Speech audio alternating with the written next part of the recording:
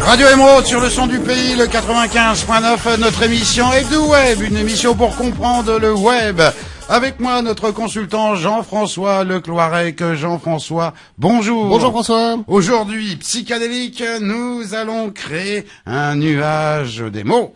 Voilà, c'est l'objet du jour, un peu psychédélique, effectivement, c'est de créer des nuages avec des mots, des mots horizontaux, des mots verticaux, etc. Donc pour ça, on va utiliser un site qui s'appelle wordle.net, wordle.net. Allez, on dirait que la page d'accueil.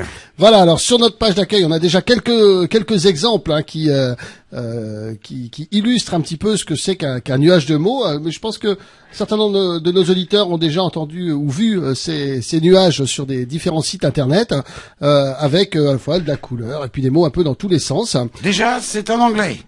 C'est en anglais, mais en fait, il y a un seul lien qui va nous intéresser aujourd'hui pour créer ce nuage de mots. C'est un lien qui s'appelle Creator Own, un lien Create. Donc, si tu veux, on peut se lancer dans une démonstration. Voilà, en différentes réalisations. Voilà. Alors, sur les différentes réalisations, on va voir deux façons de le faire. Donc, je vais cliquer sur Create, donc sur un petit lien en bleu. Il n'y a pas beaucoup d'endroits où on peut indiquer des éléments.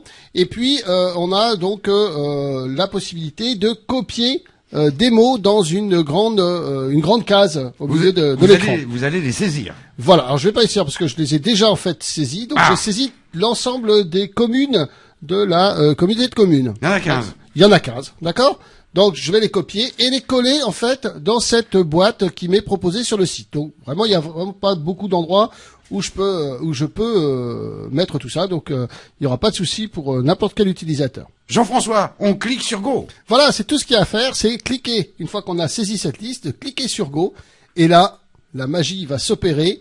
L'ensemble de nos 15 communes de la communauté de communes, va former un nuage de mots. C'est vraiment psychédélique. C'est assez psychédélique. Là, il faudra vraiment que les gens aillent voir sur notre site internet pour s'apercevoir qu'effectivement, on a du rouge, du bleu, du vert fluo pour représenter la communauté de communes. Il y a d'autres solutions. Voilà, je peux cliquer ici, par exemple, sur un petit bouton qui s'appelle Randomize, et puis ça va me donner d'autres nuages, donc des nuages un petit peu différents. Ici, avec des tons jaune, orange, ou ici, par exemple, sur un fond noir, d'un simple clic, finalement, il va réinterpréter l'ensemble des éléments que je lui ai donnés. Différents caractères. Et différents caractères, etc. Donc vraiment des choses qui sortent de l'ordinaire, et c'est une manière un peu originale de présenter des mots. Alors, avant de conclure, j'ai quand même une question à vous poser, Jean-François.